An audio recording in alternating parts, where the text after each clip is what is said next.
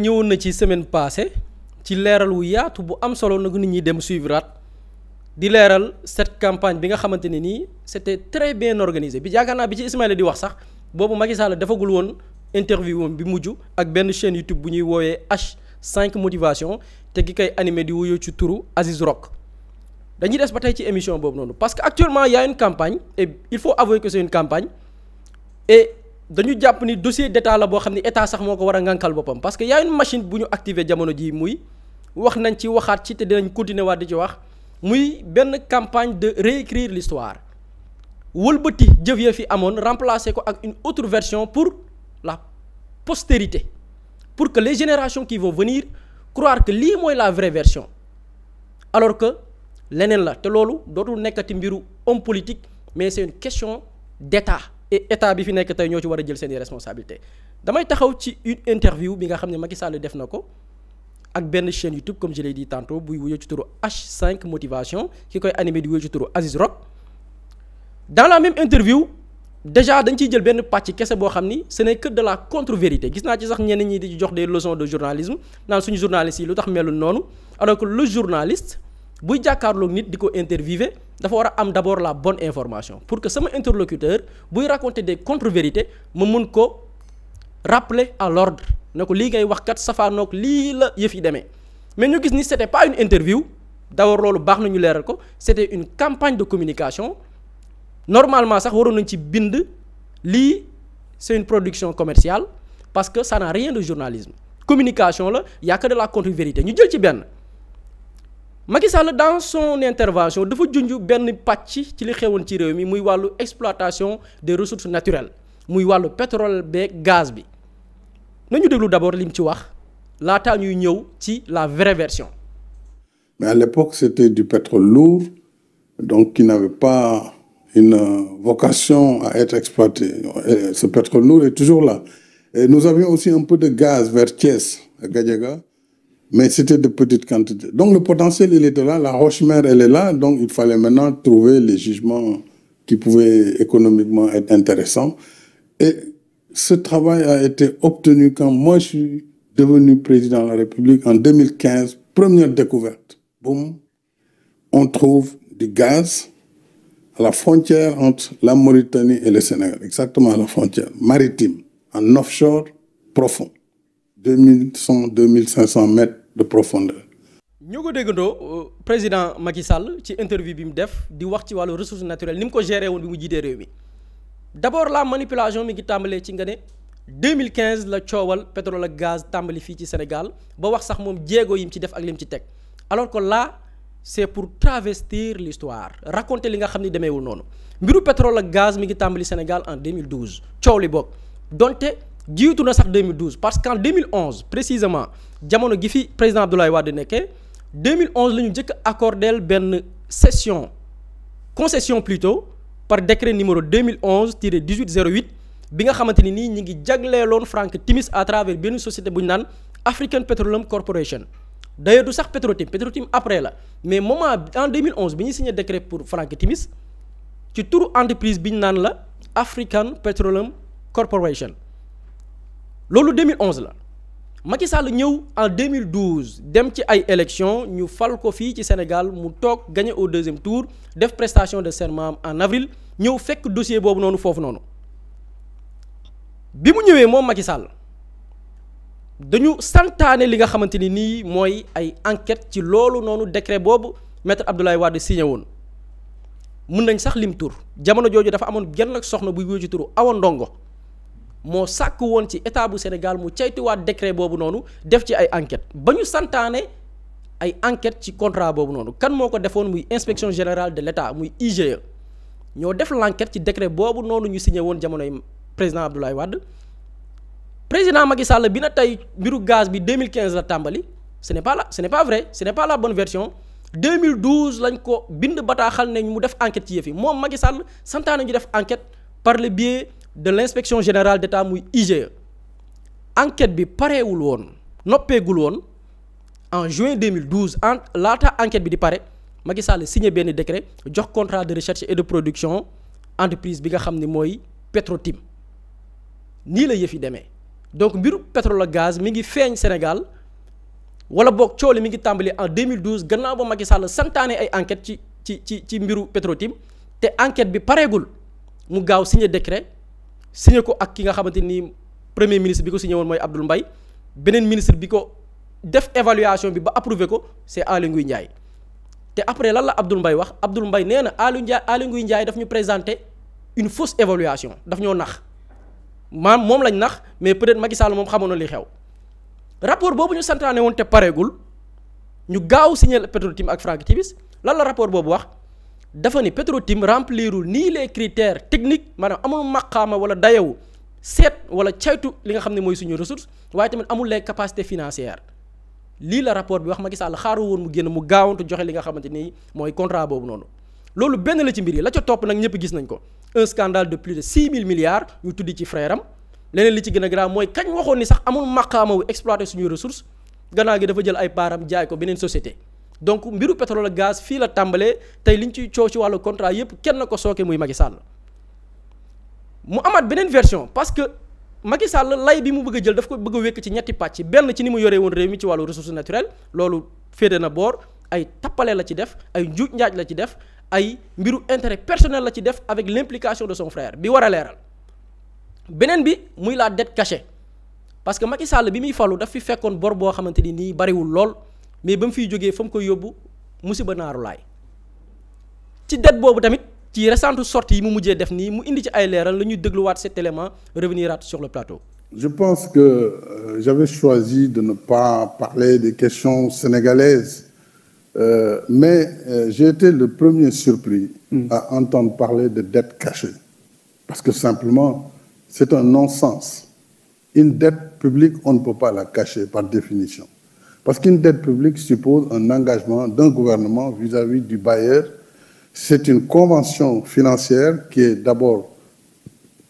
autorisée, du moins un avis de la Cour suprême est requis pour chaque convention de dette internationale. D'abord pour voir la conformité entre l'engagement du pays et par rapport à cette convention. Est-ce que cette convention de dette correspond à notre engagement international. Macky Sall ci kàddoom wax na bu tudd ay convention maanaam dette wala boog bor bi kenn mënu koo nëbb parce que ay convention la yoo xam ne état bu Sénégal daf koy signé ak ay bailleurs mu leer kon loolu kenn mënu ko nëbb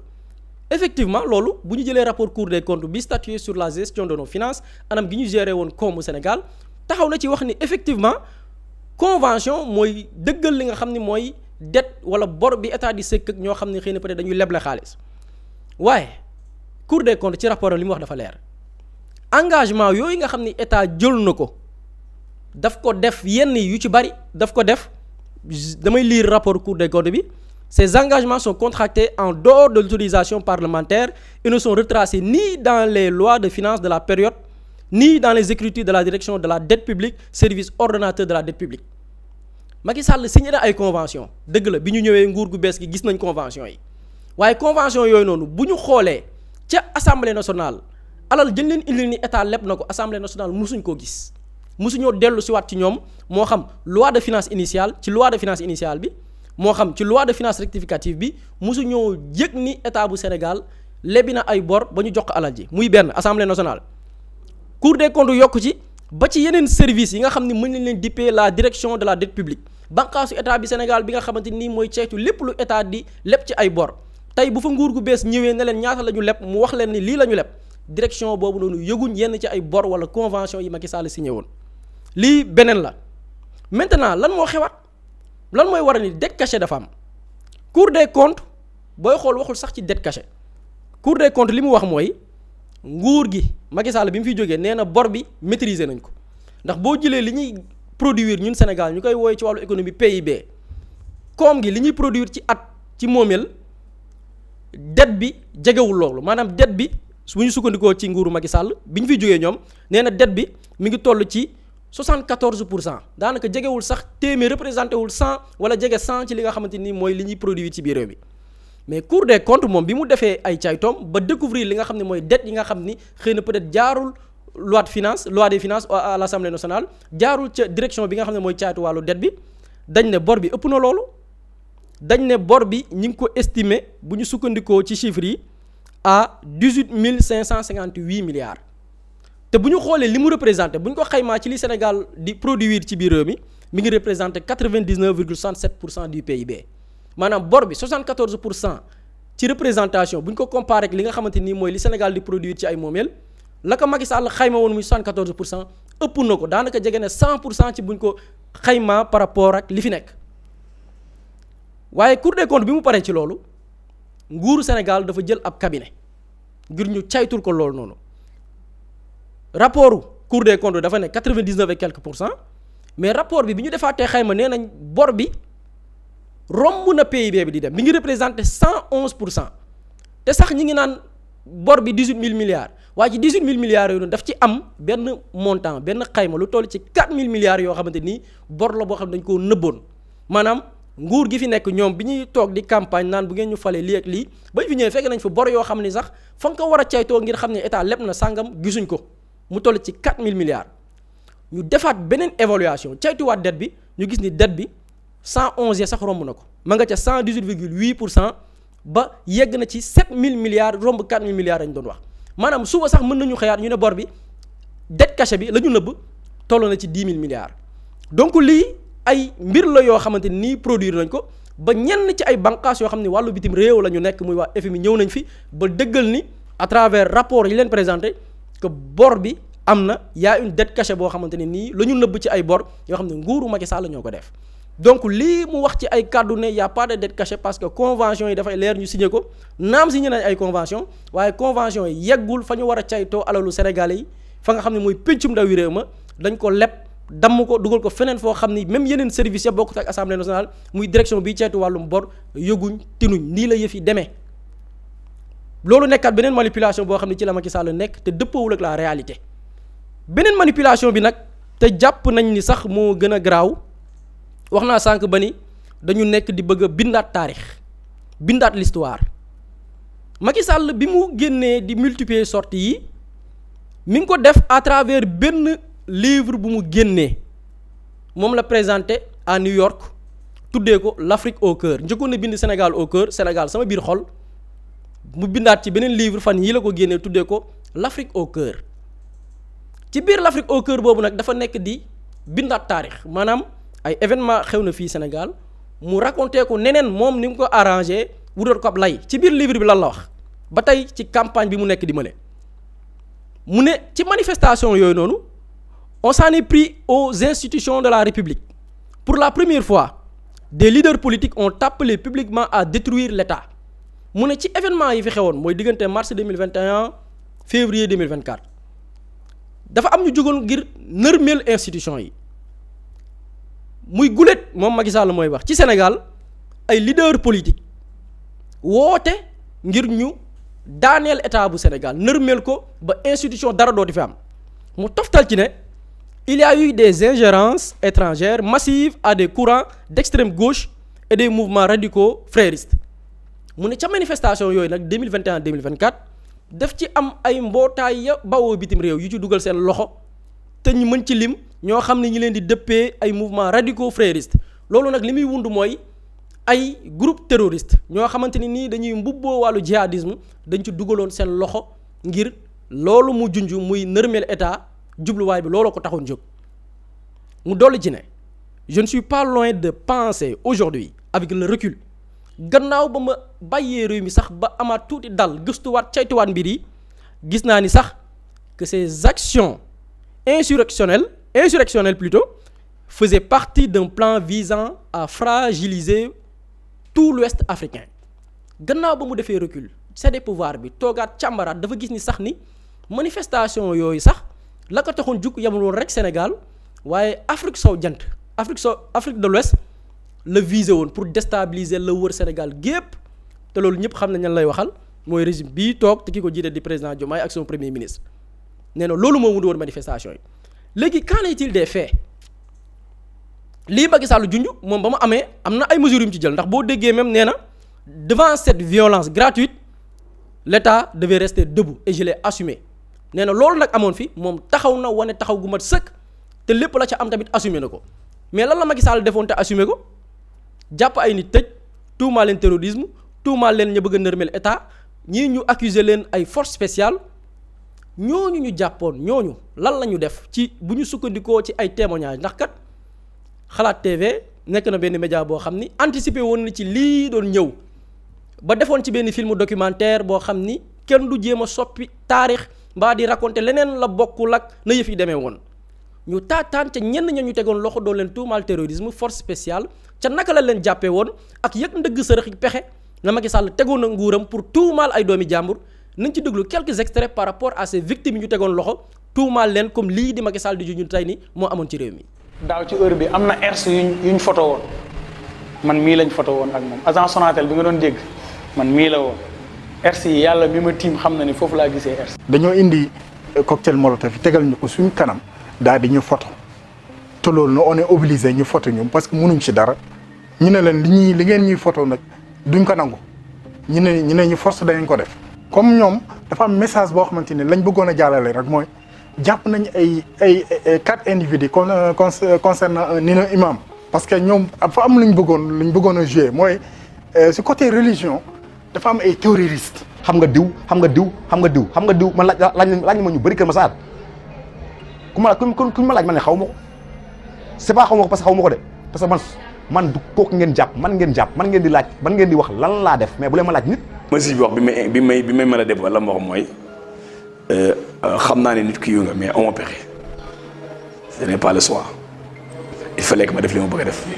c'est le 6 même vous êtes 150 mënu ma jàpp ñu mënu ma yóbbu ñëpp bàyyi la lii la ma wax. naan la ndax xam nga li lay toppee wax la ko ne la association de malfaiteurs ndax ba xam yaa ko def boo ko nee defuma ko boo nee la développé mu ne la noonu bul wax dama lay place sous mandat de dépôt le temps que ñu mën a enquête xool ba xam. donc tey boo amee ku jóg bëgg a bindaat histoire te ku ko jiite bokk mooy Macky Sall lii mooy les faits doomi jàmbur yi mu jàppoon tëj leen kaso di leen tuumaal terroriste doomu jàmbur yi mu jàppoon di leen tuumaal force spéciale doomu jàmbur yi mu jàppoon di leen jiiñ ne dañu bëggoon nërmel état ñoom ñooy waxal seen bopp ba tudd sax ay tur parce que dans le documentaire am na ay tur yu ñu tudd ay juge tudd ñi nga xam ne ñoo doon enquête lan mooy seen responsabilité ci loolu lépp ay nar la woon Macky Sall jàpp na ay doomi jàmbur jël ay ngànnaay tegal ko seen kanam ñu jàpp leen photo leen ne yéen a ko def ñu ne lii ngeen ñu indil du ñun ñoo ko def ñu ne leen dinañ leen photo par photo ko jox ko benn compte Facebook boo xamante ni nii ci ñaaw def la doon dox ñu jël ko di ko publier ne ñii ñooy terroristes yi nii la Macky Sall di bàkkoo tey naan devant cette violence gratuite l'État devait rester debout et je l'ai assumé gannaaw nar yi nga xam ne tëggoon na ko ci nguuram en complicité ak ay nit nii la yëf yi demee lii mooy la version des faits lii nag daf ñuy interpeller lu tax bu ñuy interpeller mooy comme ni ma ko waxee sànq nit def na fi njombe yi yëpp ci diir bu gàtt sax ci diiru ñetti at képp mu amoon lu ñu war a gàll ci loosam ak ñam ci àndaloon te ñenn ñi ngi biir réew mi dawaguñ ba tey ñu bàyyi leen ci li leen neex ñuy wër ci àdduna bi di taxawaalu seeni ñooñ nekk ci réseaux sociaux yi di saaga nit ñi ñañ ci àndaloon di ay autorité nekk fii ci biir dëkk bi di tambaambaalu di sax organiser ay contre manifestation ba nar a jàppee seen bopp ay héros maanaam le danger ak actuellement ak seetaan gii ñu seetaan Macky Sall ak ñooñam mooy daañu dem ba ñi nga xam ni mën nañ leen considérer comme ay héros comme des héros ñi nga xam ni mën nañ leen considérer comme ay bañkat ba seen réew bañ leen bëggee teg noo tànge ñoo taxawoon xeex ngir libérer Sénégal tey Macky Sall à travers livre bii mi ngi nekk ci tànki bindaat histoire ca nam ko neexee parce que lan dañ leen bàyyi ci lu leen neex et pire lan moo gën a garaaw ci yëf yi propagande bi ñu ngi koy defee fii Sénégal démb dafa am benn message boo xam ni mi ngi tukkee ci Orange Sénégal Orange Info à travers benn service bii distribuer ay SMS mais ci SMS yooyu noonu lan moo ci xew livre Macky Sall bi fii lañ koy promouvoir ci réew mi lii mu raconté muy ay contre-vérité dégg ngeen la version ñi mu tuumaal jàpp leen tëj leen ci lu du dëgg livre boobu mu def tuuma yooyu yëpp jëmale ko ci ay doomi jàmbur taxé leen de terroriste taxé leen ñi doon lëkkaloog ay ñeneen mbootaay def ko du ñaaw defee ne bitim réew contre-vérité yooyu yëpp mu bind ci livre am bi mu dippee l'Afrique au cœur fii lañ koy promouvoir yi ci réew mi à travers service Orange Info je pense que Pabis mën nga ñu wan benn image boo xam ni Orange moo lay envoyé message ne la lisez en toute liberté l'Afrique au cœur de l'ancien président Macky Sall disponible sur Youscribe inscription 500 francs par jour benn service Orange bi muy proposé pour nit ñi mën di lire ay téere wala këyit lu mu mën a doon service boobu noonu nga xam ne da ngay fay tey service Orange boobu noonu mooy envoyé nit ñi message di promouvoir livre bii nga xam ne Macky Sall da ko bind te li ci bari wala boog la ñu xam boog muy wàllu émeute yi fi amoon lépp lim ci raconté ay contre-vérité la du dëgg fii lañ koy promouvoir ci réewum Sénégal lii mooy le danger et de la première fois Madiambal bind na fi livre Adji Sarr raconté ci des contre-vérités livre boobu noonu boo demee aéroport nit ñi gan yi fa ñuy toog fa lañ ko exposé ku jógee bitim réew boo ñëwee gis livre boobu noonu muy ay défaillances yu am ci réew mi ku mu neex bind lu la neex ku mu neex wëlbati histoire raconté ko ni mu la arrangé wala lu newul dëgg mais fii nga koy promouvoir ci réew mi à travers des services comme au niveau de l'aéroport mais bu fekkee ni boobu jëloon nañ ci décision mais bii il faudra que état jël ci ay responsabilités on peut pas se permettre un ancien président bind livre de raconter des contre-vérités ñu jël livre boobu di ko promouvoir à travers des services ici parce que Orange groupe bi ko couvrir muy Sonatel ñun suñu alal ci la bokk est-ce qu'on peut se permettre ñuy promouvoir livre boobu à travers des services yoo xam ne lenn li état bu Sénégal moo ko moom daf ñuy pousser waat ñu poser des questions par rapport à la gestion même de cette crise bi fi amoon ak situer les responsabilités ba ku ne xam boppam ba ku ne tamit ëllëg bu ñuy nettali ñu raconter ou bien nettali la vraie version raconter la vraie histoire te la vraie histoire mooy jaay doole moo fi amoon askan wi taxaw fipp xeex ak moyens ñu amoon ba Sénégal tey libéré wu nekk ci réewum jàmm loolu nag dañ koy préserver nag ci li muy jaar mooy bañ a may kenn mu raconter histoire bi neneen na bokkul ak ni mbir yi demee Ismaïla loolu lañ indi woon ci ay leeral concernant cette campagne bi nga xam ne Macky Sall tëgg na ko te ñu bàyyi ko ci muy wër ci àdduna bi di bind ay livres ñu koy promouvoir yi ci réew mi Ismaïla kàddu gaa ngoog. man xam naa fi may rebondir rek mooy fi nga daaneele gis nga dafa am débat boo xam te ni duñu ko teg ci penc mi assez mais lu doy waar la mooy la protection des données personnelles parce que tey les abonnés de Orange abonné wuñu foofu noonu pour ñu utiliser seen numéro yi à des fins commerciaux jël ko di ko jox benn nit boo xam te ni li mu def ci dëkk bi ci ay njombe mu ngi fi kooku noonu am sañ-sañ possibilité utiliser ñun suñuy données personnelles nos numéros de téléphone pour faire passer un message te Macky Sall daf ko yàgg a def de c'est un habitué des faits Macky Sall nguuru Macky Sall nga doon xëy jouru tabaski ñu ne président de la république moo la yónnee message di la balu àq wala di la def nii est-ce que sa consentement Orange laaj na la avant muy transmettre sa numéro wala opérateur bi ko def laaj na la sa consentement avant muy joxe sa numéro pour nga jot message de xawma de bonne fin d'année wala message de balu àq loolu yàgg na ci biir réew mi donc il faut que ce débat là ñu tegal ko sur la place publique protection des données personnelles nit ñi ñu utiliser seen numéro de téléphone pour jël leen di ci promouvoir benn livre boo xam te ni ñoom seen yoon nekku ci loolu il faut que état bi jël ci ay responsabilités am loolu muy beneen bi mooy il faut que ñu xam ni Macky Sall waxul ak sunu xel yi sunu xol yi lay waxal sunu xol yi fi mu toll ni moom lay waxal dinaa la jox la preuve xam nga yaa ngi wax ni am na Sénégal yi doon wax naan journaliste sénégalais yi dañu war a jël exemple ci Aziz Rock bi nga xam te moom moo def interview bi ci H5 motivation déjà plateforme bi lan mooy spécialité am lan moo ko tax a jóg plateforme la boo xam te ni dafa jóg pour nit ñi nga xam te dañu am ay émotions yoo xam te mënuñu ko maîtriser déjà Aziz Rock moom ci loolu la spécialisé wu mooy ay émotions yi nga xam ne da nga ko am mënuloo ko maîtriser naka ngay def ba maîtriser émotions yooyu doon bu fekkoonte ni dafa nekk ay émotions yoo xam ne yu négative la naka ngay jël yow ba transformer ko mu nekk force ci yow boo xoolee ci biir description chaîne bi wala description li nga xam ne moo nekk spécialité Aziz Rock ci boppam am na benn partie bu ñu lay wax ne la elle encourage un changement de mentalité passant de la médiocrité à l'excellence koo xam ne da nga nekkoon ci situation de médiocrité nga jóge foofu noonu dem excellence loolu bokk na ci li nga xam te moom loolu lay promouvoir loolu lay xiirtal nit ñi boo ñëwee ci moom jël ay services am ci mën na la jëlee ci étape de la médiocrité pour pousser le vers l'excellence donc benn genre influenceur la boo xam te ni il travaille sur les émotions soo ñëwee ci moom ci loolu lay liggéey ak yow Macky Sall lan moo tax ma ne leen sunu xel yi lay sunu xol yi lay la ciblé pas sunu xel yi parce que li fi xew yëpp nit ñi xam nañ ko xam nañ lii moo xew biir Sénégal lii moo nekk responsabilité Macky Sall loolu yëpp xam nañu ko ñëpp xam nañ ko Sénégal mais nag pour mu toucher la sensibilité des gens bu demoon ci un journaliste un vrai journaliste boo xam te jàng na journalisme ak yoonu dina def des investigations bu Macky Sall waxee li dina ne ko y a des Sénégalais qui disent ça indil ko des faits lii xew na Sénégal telle période ba telle période mais su ngeen dégloo interview bi daf koy kañ le journaliste daf koy kañ di ko wax ni vous êtes une personne comme ça vous êtes une personne comme ça di ko kañ bu kañee ba pare Macky Sall dafay relancer demaat ci loolu la ñuy woowee interview commerciale ci sunu li ñuy liggéey métier bi da ngay ñëw fay média bi soo ko fayee nga ëndaale say question lii nga may poser ba mu poser lii laa lay répondre interview commerciale la ça n'a rien à voir avec un travail journalistique même si un journaliste mën na ko def mais c'est une interview commerciale boo xam te moom la Macky Sall def chaîne bi information taxu ko jóg ça travaille sur les émotions loolu mooy li nga xam te moom moo ko tax a jóg donc côté aspect boobu noonu il faut que ñu comprendre ko noonu beneen bi mooy Macky Sall dafa mel ni kuy jéem a assumer toujours ça travaille sur les émotions pour man bu dee assumer première pas bi mu njëkk a def mooy na ñibbisi Sénégal toog fii nii mënoo nekk à distance du assumer mënoo nekk fële ne diggante Dubaï France Maroc États-Unis ne da ngay assumer li nga fi def bind ko ci benn livre yónnee ñu ko maa ngi assumer non non non pour man booy assumer fi nga commettre acte yi nga jëf foofu ngay ñëw nga assumer ko foofu noonu mënoo assumer à distance loolu mënul nekk sa njaboot dañu impliqué wu sur des dossiers nga yónni leen ne leen on va assumer on a géré le pays en famille on va retourner au Sénégal ñu assumer ko en famille ñun ñëpp ñu ñëw toog loolu benn la beneen bi mooy tey gis nga pratique yi mu doon am bu amee loo xam ne njort na ni am na solo mu war ko wax sénégalais yi comme am na lu mu jàpp ni moom moo nekk mentalité sénégalais yi mooy dañu bëgg consommer loo xam te dafa bàyyi ko feneen daf daan utiliser la presse étrangère mais li mu def ci réew mi yëpp tey waroon na toog tey def benn interview ñëw Sénégal accorder une interview à la presse sénégalaise ñu poser ko des vraies questions yoo xam te ni ça va se baser sur du factuel ay faits yoo xam te am na biir Sénégal ñu indil ko fait par fait mu commenter ko joxe ci version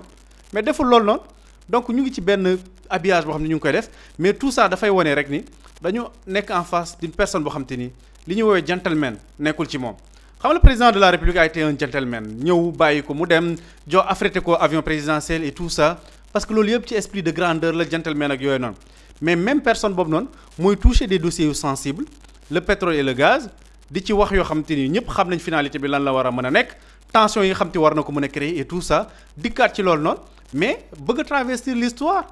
bëgg ñu waxal ni li fi xew Sénégal ni yëpp du woon responsabilité